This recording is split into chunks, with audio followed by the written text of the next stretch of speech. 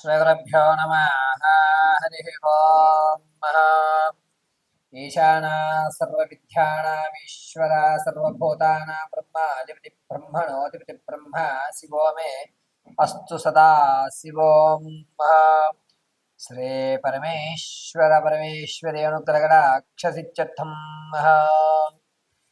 అందరికీ కూడా జూలై నెలలో జరిగేటువంటి విపత్తులు ఏమిటి, వచ్చేటువంటి ప్రమాదాన్ని ఏ విధంగా ఆపాలి, అసలు ఏ ఏ తారీఖుల్లో ఈ మేషం దగ్గర నుంచి ప్రారంభం చేసుకుని మీనరాశి వరకు కూడా జూలై నెలలో ఏ తారీఖుల్లో ఏ విధమైనటువంటి గ్రహ సంచారం జరగడం వల్ల జరిగేటువంటి అనర్థాలు ఏమిటి, శుభ ఫలితాలు ఏమిటి, అశుభ ఫలితాలు ఏమిటి, ఏ విధమైనటువంటి వ్యక్తిగత శ్రద్ధ తీసుకోవాలి, దేని మీద మనం ఆశ పెట్టుకోవాలి అనేటువంటి విషయాన్ని పంచాంగకర్తలు రచించిన విధంగా పరమశివుడు అనుగ్రహించినటువంటి నాకు ప్రసాదించినటువంటి జ్ఞానాన్ని ఉపయోగించుకుని యథాశక్తిగా ఉన్నటువంటి విషయాల్లో మీరు ప్రమాదాల నుంచి ఏ విధంగా తప్పుకోవాలి, ధనాన్ని ఏ విధంగా మీరు నిల్వ చేసుకోగలుగుతారు, ఆర్థికంగా మీరు ఎప్పుడెప్పుడు స్థిరపడేటువంటి వ్యవస్థలు నడుస్తాయి, గోల్డెన్ ఛాన్స్ అనేటువంటిది ఎప్పుడు లభిస్తుంది అనేటువంటిది ఈ నెలలో ఏ తారీఖుల్లో ఏ రాశులతో ఏ గణాలు ఏ విధమైనటువంటి మార్పులు చెందుతున్నాయి అనేటువంటి విషయాన్ని అంతటినీ కూడా యథాశక్తానుసారం మీకు తెలియజేయడం జరుగుతుంది. ఇందులో చెప్పిన విధంగా పరిష్కారాలన్నీ కూడా మీరు చేసుకుని సులభ పద్ధతిలో ఇంటినందు మీరు ఆచరించి ఆ యొక్క శుభ ఫలితాలని అందుకొని ఆనందదాయకంగా ధర్మమైనటువంటి కార్యక్రమాలు చేస్తూ ఉన్నతమైనటువంటి ఆలోచన విధానాలతో మీ యొక్క వంశాన్ని మీరు ఆనంద కీలి విలాహితంతో ఉండాలని స్ఫూర్తిగా కోరుకుంటూ మేషం నుంచి మేన రాశి వరకు కూడా జరిగేటువంటి గ్రహ సంచారాలన్నింటినీ కూడా క్షుప్తంగా వివరించడం జరుగుతుంది. ఈ గ్రహ సంచారణ అనేటువంటిది కేవలము వ్యవస్థ పరంగా నడుస్తున్న విషయాలే కానీ వ్యక్తిగతంగా తెలియజేసిన విషయం కాదు.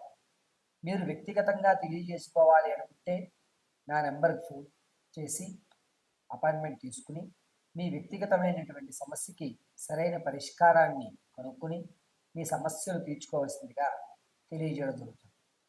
ఇదంతా కూడా ఇప్పుడు చెప్పేటువంటి జూలై నెలలో జరిగేటువంటి మార్పులన్నీ కూడాను పంచాంగకర్తలు విశదీకరించిన దాన్ని క్షుప్తంగా మీ ముందుకు పరమశివుడు అనుగ్రహంతో తెలియజేయడం జరుగుతుంది. మంగళం మహత్. తదుపరి వృషభ రాశి వారు.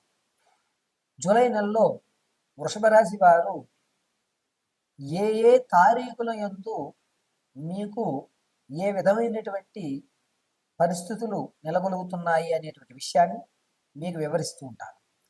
అయితే ఈ నెలలో వృషభ రాశి వారికి 14వ తారీఖు వరకు కూడా ఇప్పటి వరకు ఏదైతే ఆనందదాయకంగా ఎవరైతే మనల్ని నమ్మి పట్టుకుని ఉన్నారో వారు మన చెయ్యి విడిచిపెట్టి మనల్ని దూరంగా పెట్టేటువంటి అవకాశం 14వ తారీఖు వరకు కూడా వృషభ రాశి వారికి లభిస్తుంది.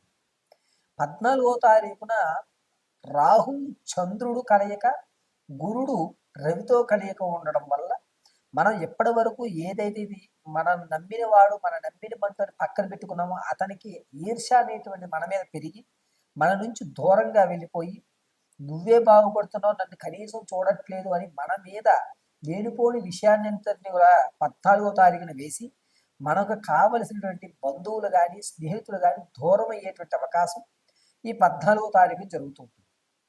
16వ తారీఖున చంద్రుల్లో శని ప్రవేశించడం వల్ల నుదుటికి సంబంధించి కాస్త ఇబ్బందులు అంటే తలనొప్పి రావడమనో లేదంటే కనుక ప్రమాదాలు జరిగి తలకు సంబంధించినటువంటి ఇబ్బందులు కలగడం, తలలో నరాలు చుట్టుకోవడం లేదా బ్లడ్ క్లాట్ అవ్వడం అనేటువంటిది 16వ తారీఖున ప్రమాదం అనేటువంటిది గోచరించే అవకాశం ఎక్కువగా కనబడుతుంది. శని చంద్రుడితోటి 16వ తారీఖున మిళితం అవడం వల్ల కాస్త ఇబ్బంది పెడుతూ ఉంటాడు ఈ బ్రెయిన్కి సంబంధించిన వ్యవస్థలో.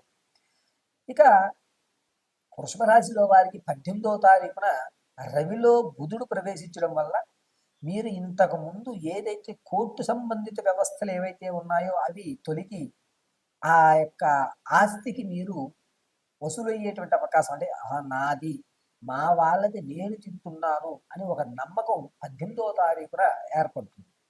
అంతేకాకుండా శుక్రుడు చంద్రుడితోటి 20వ తారీఖున కలిసి ఉండడం వల్ల 20 నుంచి 24 వరకు కూడా ఏదైనా శుభ కార్యక్రమాల్లో మీరు పాల్గొనడం, ఆ శుభ కార్యక్రమంలో మీకంటూ ఒక పెద్దపీట వేయడం, ఇప్పటి వరకు మిమ్మల్ని ఎవరైతే గుర్తించలేదో వాళ్ళు మిమ్మల్ని గుర్తించడం అనేటువంటిది జరుగుతుంది. గుర్తింపు జరిగి వీడి వల్లే ఇన్ని జరుగుతున్నాయి అని మీ బంధువుల్లో మీ యొక్క ఖ్యాతి అనేటువంటిది పెరుగుతుంది. 20వ తారీఖున 24 రవి బుధుడు చంద్రుడు ముగ్గురు కలయికలో ఉండడం వల్ల నూతనంగా ఏదైతే పనికి మీరు శ్రీకారం చుడతారో ఆ పనిలో అవాంతరాలు ఏర్పడుతూ ఉంటాయి. అయ్యో ఈ పని నేను ఇప్పుడు మొదలు పెట్టకుండా కొన్ని రోజులు ఆగి మొదలు పెడితే బాగుండే అనేటువంటి ఒక నమ్మకానికి 24వ తారీఖున వస్తారు. అప్పటి వరకు కూడా అదే పైచేయిగా నడుస్తుంది, నేను బాగున్నాను కదా అనేటువంటి విషయానికి వచ్చి కరెక్ట్గా 24వ తారీఖు వచ్చేసరికి ఇది ఇప్పుడు చేయవలసిన పని కాదు అని నాలుగు ఖర్చుకునేటువంటి విధానం అనేటువంటిది రవి బుధుడు చంద్రుడు కలయిక వల్ల ఏర్పడుతూ ఉంటుంది. ఇక 28వ తారీఖున కేతువులో చంద్రుడు ప్రవేశించడం వల్ల మీ గౌరవానికి కాస్త భంగం కలిగించే వాళ్ళు మళ్ళా మీ మీద లేనిపోని చెప్పేటువంటి వాళ్ళు మన చుట్టూ చేరేటువంటి అవకాశం.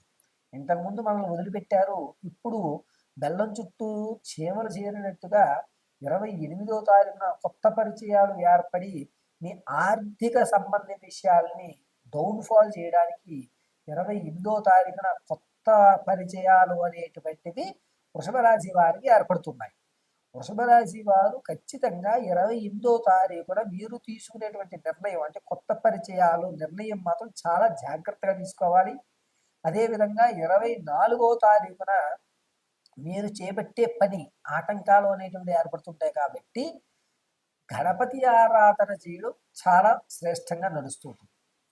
జూలై నెల మొత్తానికి కూడా వృషభ రాశిలో వారికి అనూహ్యమైనటువంటి ఇబ్బందులు అంటే మన అనుకున్న వాళ్ళు దూరం అవ్వడం, కొత్త పరిచయాలు ఏర్పడడం, వీటన్నిటి వల్ల ఆనందాలతో ఉన్నా కూడా ఎక్కడో ఒక మచ్చుచునక్కి ఇబ్బంది కలుగుతూ అనేటువంటి జీవితం ఈ జూలై నెలంతా కూడా గడపాలి.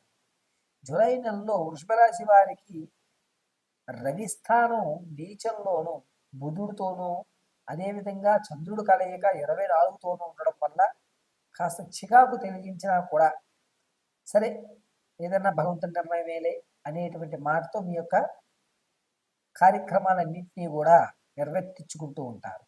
ఈ విధంగా వృషభ రాశిలో ఉన్నటువంటి వారికి 14వ తారీఖు నుంచి 28వ తారీఖు వరకు కూడా అనూహ్యమైనటువంటి మార్పులు ఈ నెలలో జరగడం, పైగా కొత్త పరిచయం 28వ తారీఖున ఏర్పడడం వల్ల ఆర్థికంగా దిగజారేటువంటి వ్యవస్థ అనేటువంటిది ఏర్పడడం కొంచెం ఇబ్బందిదాయకంగానే ఉంటుంది.